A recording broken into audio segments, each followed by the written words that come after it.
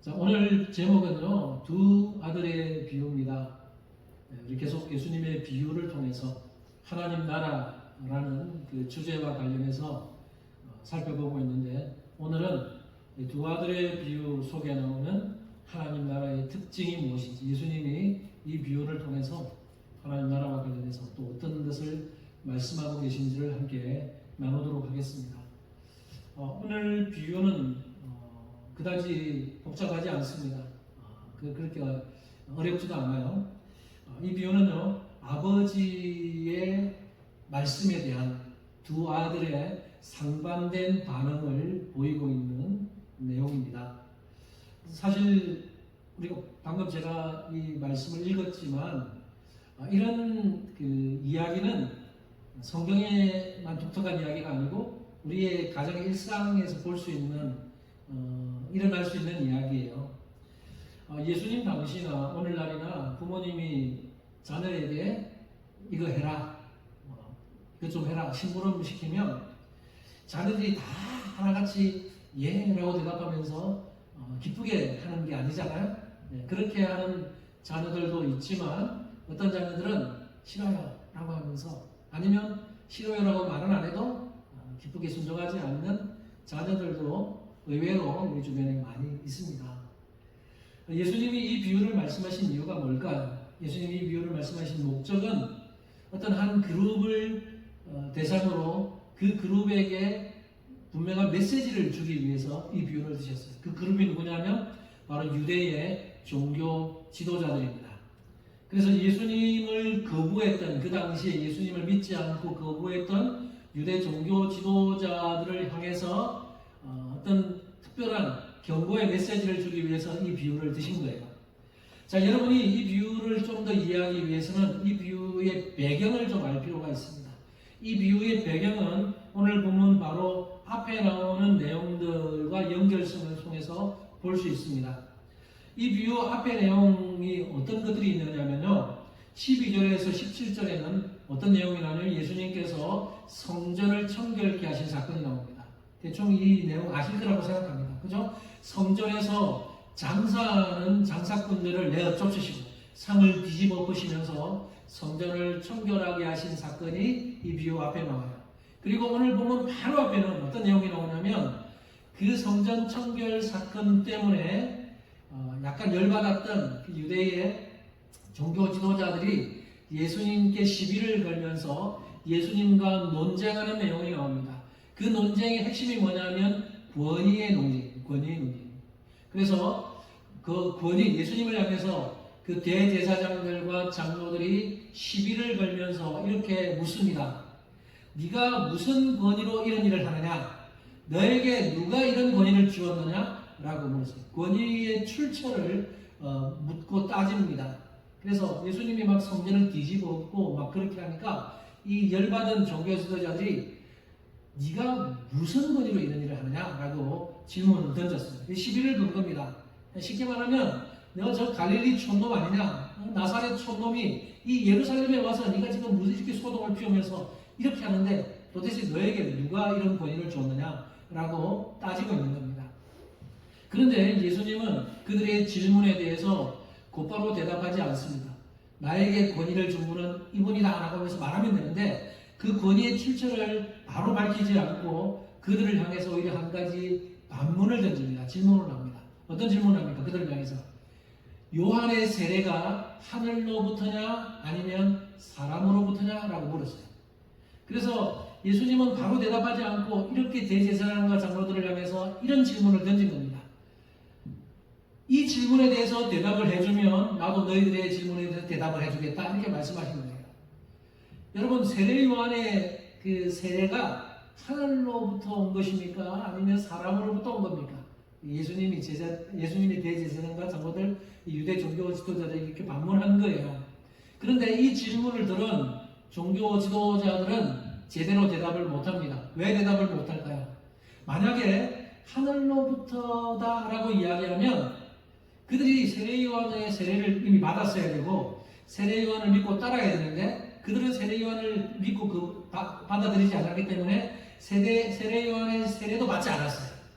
세례 요한을 거부했던 자들이기 때문에 하늘로부터다라고 대답할 수가 없었어요.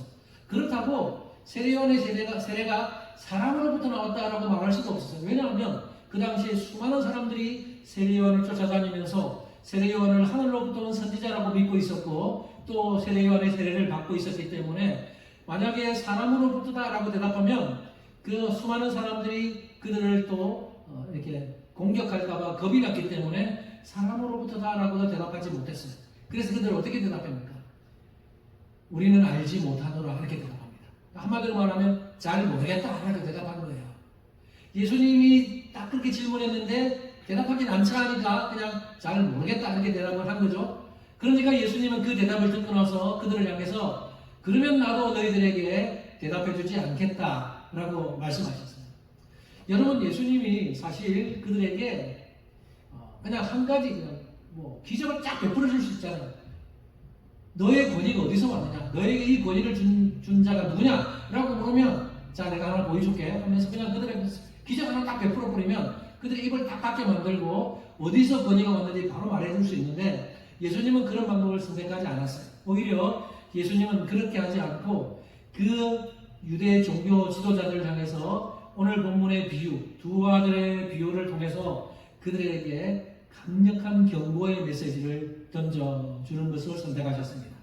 그러니까 오늘 본문의 이 비유는요, 유대 종교 지도자들을 교훈하기 위해서, 그들을 경고하기 위해서 주는 비유예요. 그들에게 마지막으로 기회를 주는 겁니다. 계속해서 여러 가지 기적을 베푸셨지만 믿지 않고 예수님을 계속 배척하는 그들을 향해서 마지막 기회를 주시기 위해서 이 비유를 드시면서 정신 좀 차려라 하는 말씀을 하시는 거죠. 그래서 로버트 케이폰이라고 하는 학자는 이 비유를 가리켜서 폭풍의 눈으로 묘사를 하는데요. 그분이 하는 얘기를 한번 들어보십시오. 이렇게 이야기합니다. 이것은 폭풍의 눈, 곧 구속의 폭풍이 몰려오기 전에 마지막으로 말할 수 있는 기회, 곧 폭풍 전에 불길한 고요였다. 이렇게 표현합니다.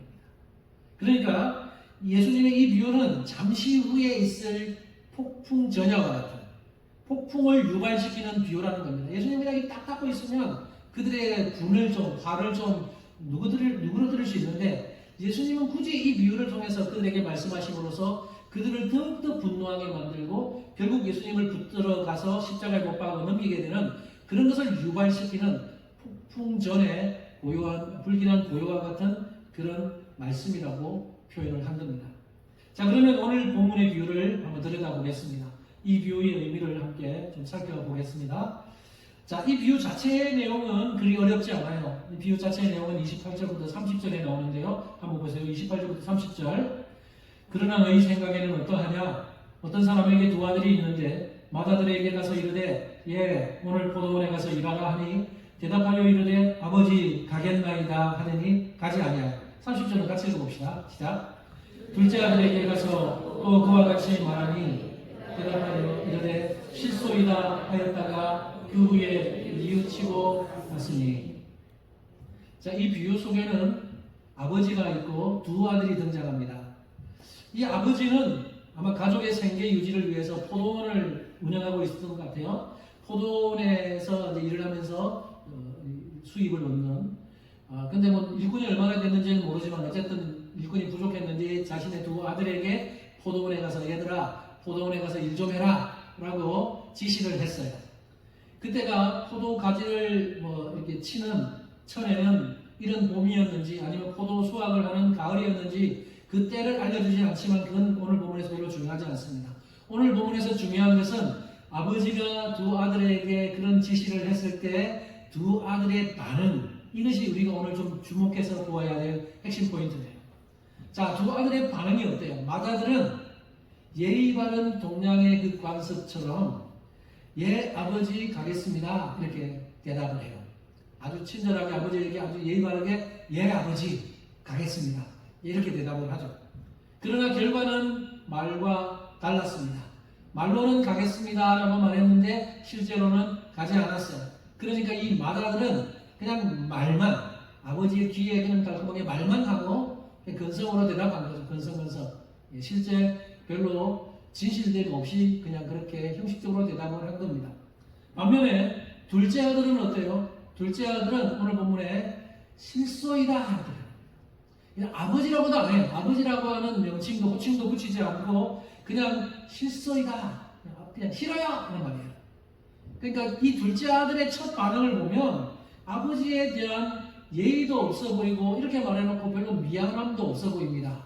그런데 나중에 그렇게 말하고 나서 결과를 보면 나중에 자신의 잘못을 뉘우치고 태도를 바꾸어서 포도원에 들어가서 일을 합니다.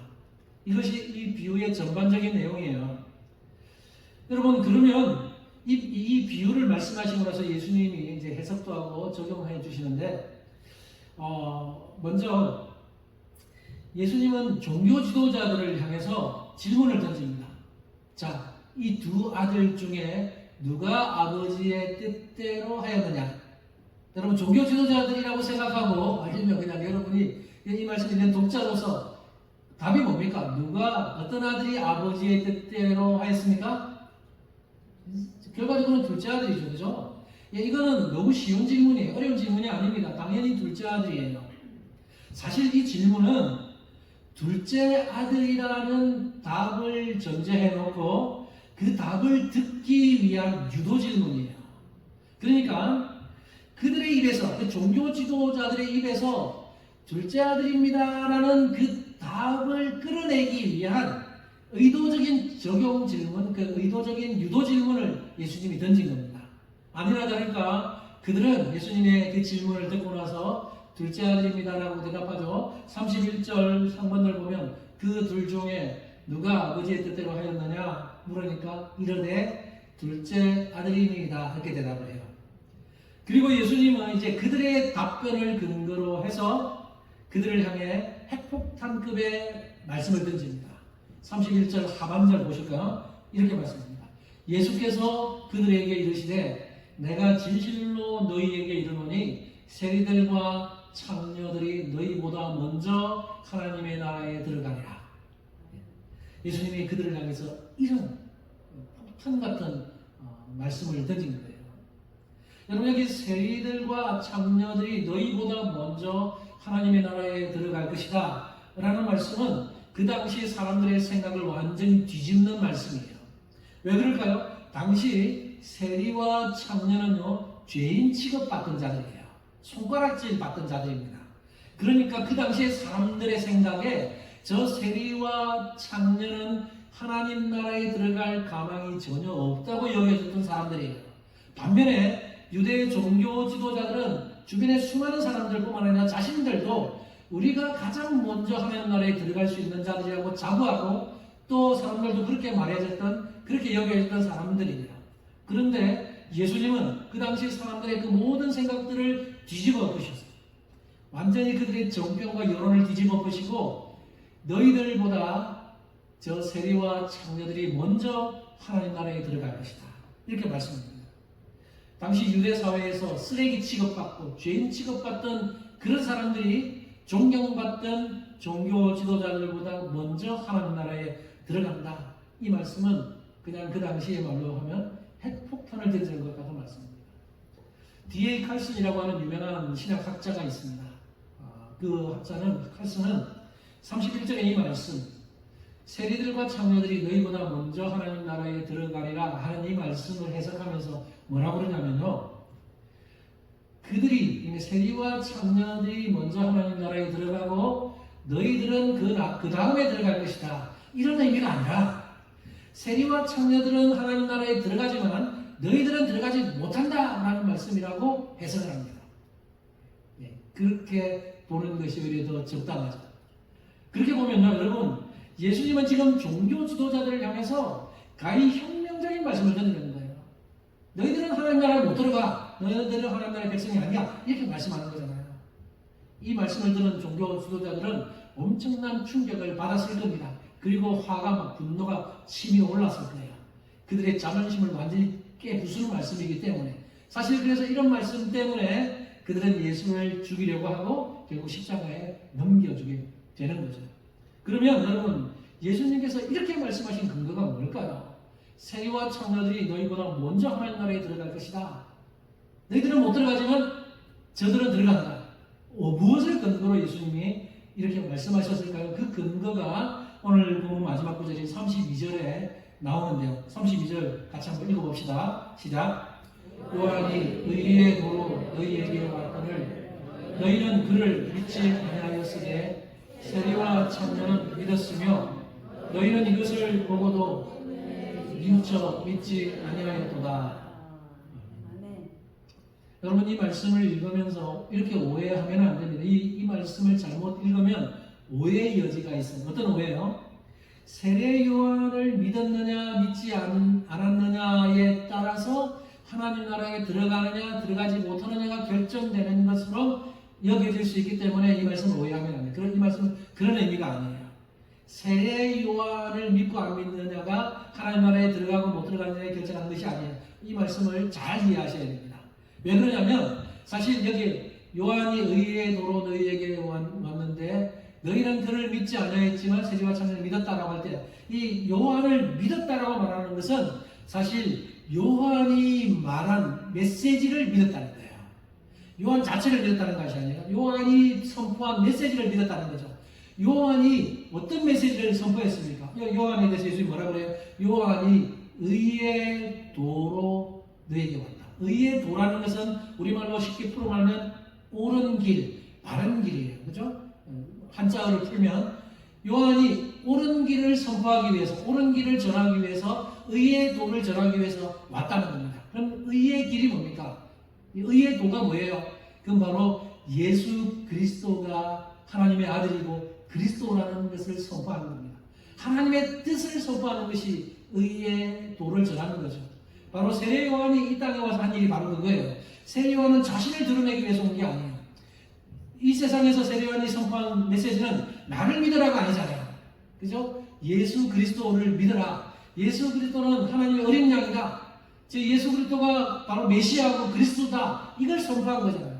그러니까 여기서 요한을 믿었다는 것은 바로 요한이 전한 메시지, 예수님이야말로 그리스도고 메시아라는 사실을 믿었다는 것입니다. 그러므로 여러분 요한을 받아들이지 않은 것과 요한을 믿은 것과 받아들인 것은 예수님을 믿은 것이고 받아들인 것이고 요한을 믿지 않은 것은 예수님을 믿지 않은 것과 똑같은 거예요. 이해되십니까? 예. 그러므로 여러분 이 말씀 속에 이 세리와 창녀들은 세례 요한을 믿었어요. 세례 요한이 전한 메시지를 믿었기 때문에 바로 예수님을 믿는 거고, 그러나 종교 지도자들은 세례 요한을 믿지 않고 거부했어요. 이 말은 바로 그들이 예수님을 믿지 않고 거부한 것입니다. 여러분 세리와 창녀들은 어떤 자들이에요? 오늘 본문처럼 요한이 의의 도를 전하기 위해 왔다. 이들은 의의 도가 무엇인지를 전혀 모르는 사람, 하나님의 뜻이 무엇인지도 모르는 사람들이 바로 세리와 창녀들입니다.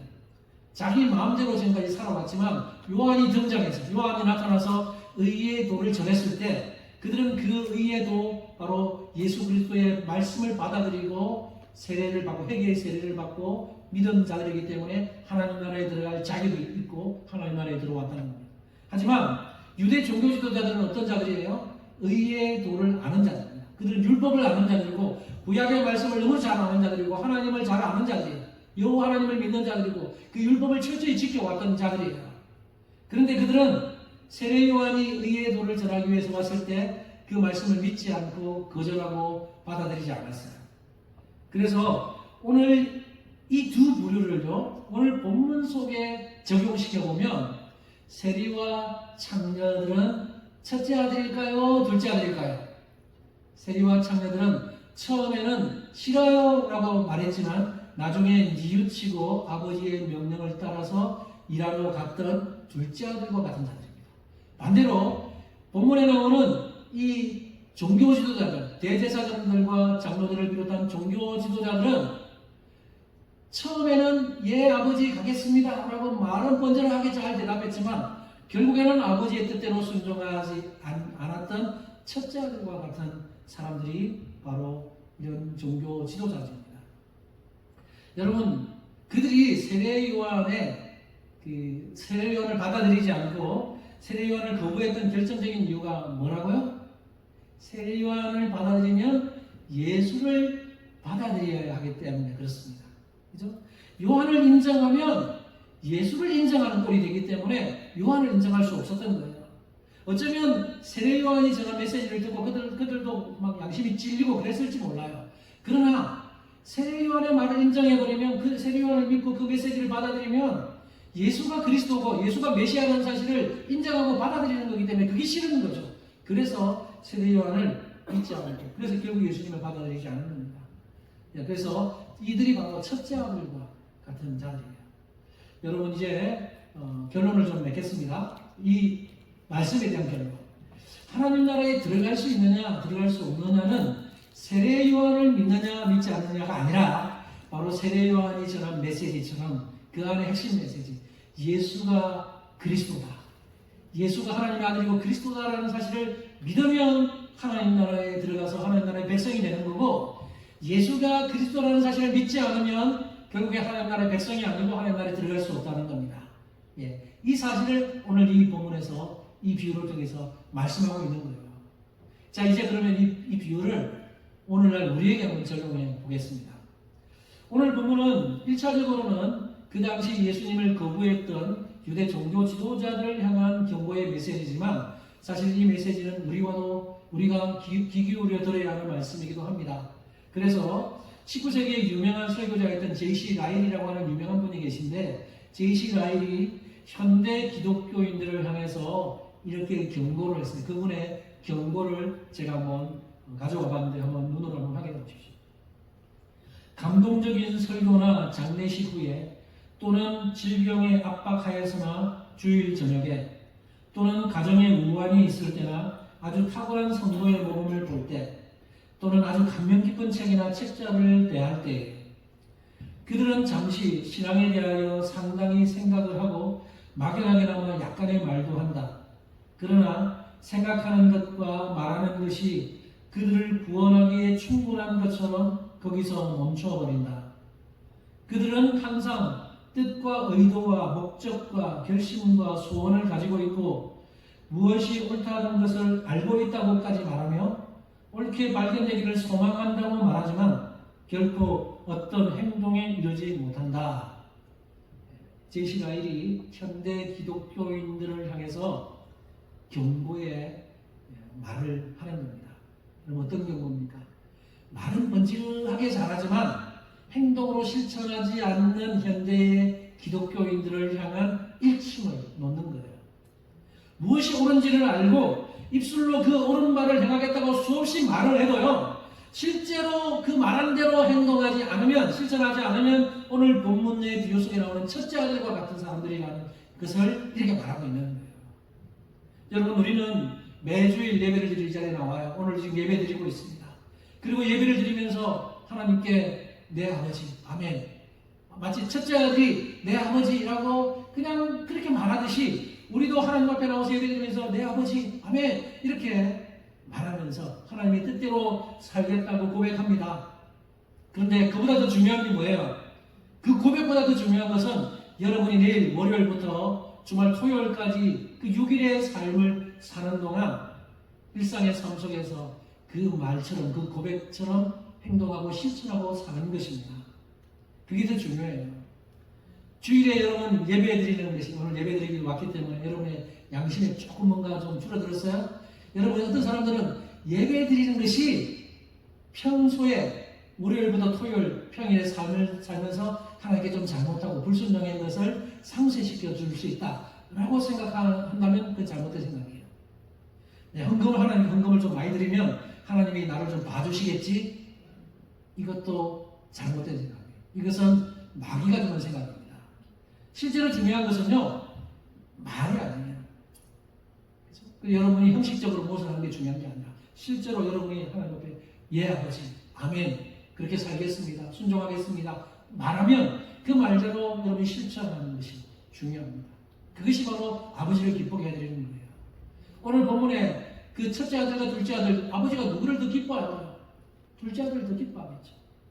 여러분, 우리가 하나님 앞에서 실수할 수 있지만 삶 속에서 늘 말만 번지르하게 자라는 그런 사람들, 말만 하고 행동하지 않는 사람들을 향한 일침을 지금 오늘 이 본문 속에서, 그리고 J.C. 라일이 우리 일침을 놓고 있는 겁니다. 하나님에 대한 우리의 사랑은요, 삶을 통해서 증명되어야 됩니다. 은행 일치. 이게 중요해요. 야고보가 말한 것처럼 행함이 없는 믿음, 무슨 믿음? 죽은 믿음. 행함이 없는 믿음은 죽은 믿음, 거짓 믿음입니다. 초대교회 당시에 복음이라고 처음에 안 불렀고 복음에 다른 이름이 있었어요. 초대교회 당시에 처음에 복음을 뭐라 불렀냐면 도라고 불렀어요. 도. 아까 의의 도로 왔다 갈 때 그 도. 그죠? 세상 가면 도를 아시니까 그 도가 아니고 진실된 참된 도예요. 말씀 한 구절 보겠습니다. 사도행전 9장 2절에 보면 그 초대교회의 복음을 이렇게 표현해놨어요. 다메섹 여러 회당에 가져갈 공문을 청하니 이는 만일 그 도를 따르는 사람을 만나면 남녀를 막론하고 결박하여 예루살렘으로 잡아오려 합니다. 사도 사울이 이제 기독교를 핍박하러 갈 때 그 구절인데 그때 뭐라고 표현하면 그 도를 따르는 사람, 이 기독교인들이잖아요. 그래서 그리스도인들 그 복음을 도라고 표현했어요. 그 영어로는 한자로는 길도자고 영어로는 the way에서 그 way의 W를 대문자로 표기하고 있습니다. 대부분 거의 모든 그 영어 성경들은 그냥 단순히 소문자가 아니라 대문자로 표현하고 있어요. 바로 이게 그 진리의 길이 아니라 진리의 길. 그래서 그것이 복음이에요. 근데 복음은 뭐냐? 주님께서 말씀하신 그 길, 그 진리의 길을 따라서 살아가며 그 길을 걸으면서 그 길대로 행하는 사람이 바로 복음을 준행하는 그 그리스도인이라는 것입니다. 윌리엄 바클레이라고 하는 유명한 주석학자는 이렇게 말을 했어요. 그분의 말을 한번 인용해 왔습니다. 이렇게 말합니다. 복음은 단순히 역사적인 사실을 배우고 신조를 외우는 것이 아니라 오히려 자신의 행위로서 충성심을 입증하는 삶의 길이다 이렇게 말했습니다. 여러분 오늘날 그리스도인들 중에 얼마나 많은 사람들이 말씀에 갈급한지 몰라요. 또 그런 사람들 말씀에 갈급하면서 막 역사를 어떤 사람들 신학 목사 안 될 거면서도 신학교 가서 그냥 난 신학을 좀 배워볼래. 그러면서 또 교리책 사서 교리책 연구하는 사람도 있고 신조를 배우기도 하고 역사책 막 기독교 역사책 읽기도 하고 그거 뭐 나쁜 게 아니에요. 그러나 거기에만 머물러 있고 전혀 삶의 실천이 없는 사람들은 오늘 이 본문의 첫자입니다. 중요한 것은 여기 뭐라 그래요? 오히려 자신의 행위로서 충성심을 입증하는 삶의 길이다. 이게 복음이에요. 여러분 그러니까 말만 살아있으면 안 돼요. 말도 하고 행위도 해야 되죠. 이게 중요한 겁니다. 그래서 어떤 지혜로운 사람이요 항상 말만 잘하고 행동하지 않는 사람을 향해서 열이 받았는지 뭐라 그랬냐면 어떤 지혜로운 사람이 말에 제가 한번 이렇게 말했대요. 나는 당신의 말을 듣는 것이 아니라 당신이 어떤 사람이냐 하는 것에서 듣습니다. 매우 의미심장한 말입니다. 우리가 그리스도인으로 부름을 받았다면 우리는요 말만 잘하는 말쟁이가 되면 안 돼요. 행동으로 그 말을 입증하고 증명하는 삶을 사셔야 한다는 겁니다. 여러분 주위에 불신자들이 여러분을 지금 보고 있어요. 여러분의 말을 듣고 있어요. 근데 어떻게 듣는다고요? 주위의 불신자들 여러분 주변에 믿지 않는 한인들이 있겠죠. 믿지 않는 사람들이 있죠. 주변에 옆집 사는 사람들이 있을 수 있어요.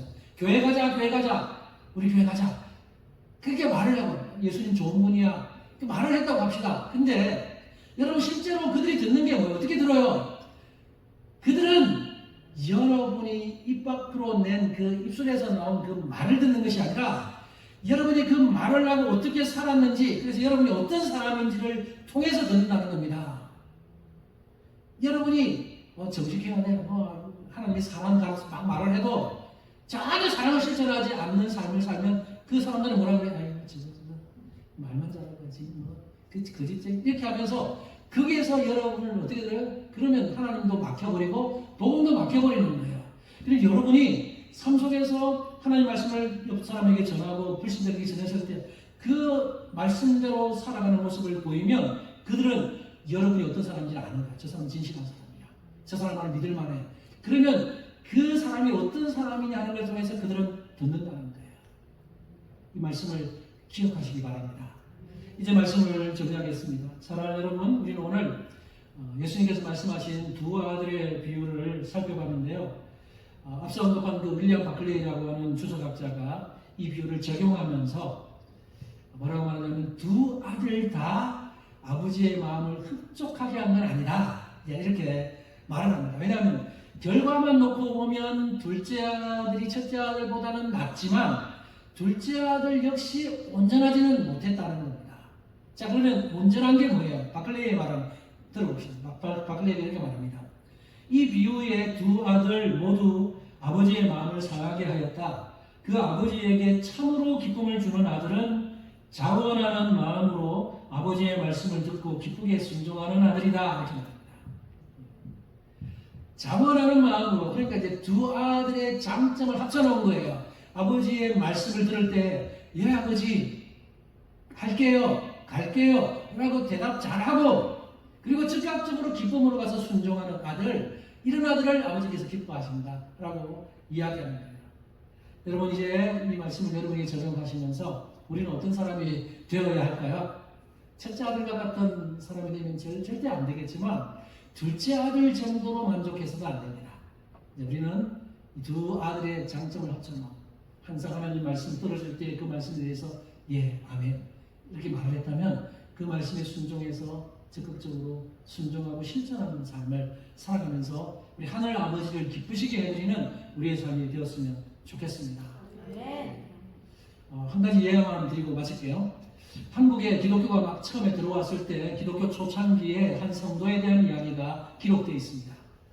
4일 동안 수백 리를 걸어서, 그 당시에 뭐 교통수단이 없어 수백 리를 걸어서 한국에 들어온 이 선교사님을 만나러 가세요. 선교사님을 만나러 와서 만났습니다.